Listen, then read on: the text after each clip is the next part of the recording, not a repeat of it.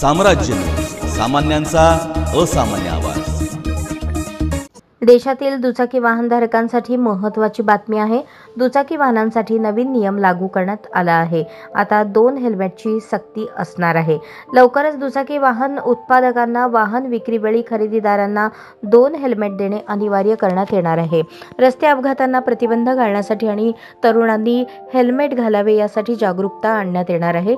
2 helmet जर मिळणार असेल तर दुचाकीस्वार आणि त्याच्या मागील प्रवाशाला सुद्धा हेल्मेट घालणे सक्तीचे होणार हे नक्की।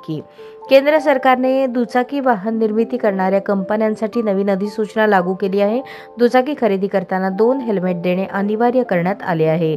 रस्ते वाहतूक आणि महामार्ग मंत्रालयाने नवीन नियमांसाठी केंद्रीय मोटर वाहन नियम 1989 मध्ये महत्त्वपूर्ण बदल प्रस्तावित केले आहेत। रस्त्यावर दुचाकी आणि चालक दुचाकीस्वार यांना हेल्मेट वापरणे सक्तीचे होणार असल्याचे संकेत मिळत आहेत। 1 जानेवारी 2026 पासून नवीन L2 श्रेणीतील दुचाकी वाहने ज्यामध्ये 50 सीसीहून अधिक इंजिन क्षमता व 50 किलोमीटर प्रति तासाहून अधिक गती असलेल्या मोटरसायकल आणि स्कूटरला आता अँटी-लॉक ब्रेकिंग सिस्टीम लावावे लागेल, त्यामुळे अपघातापासून मोठे नुकसान होणार नाही।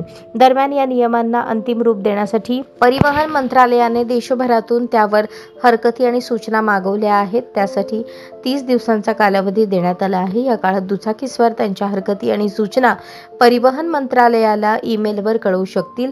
भारतात दरवर्षी दुचाकी वाहनांच्या अपघातांची संख्या मोठी आहे।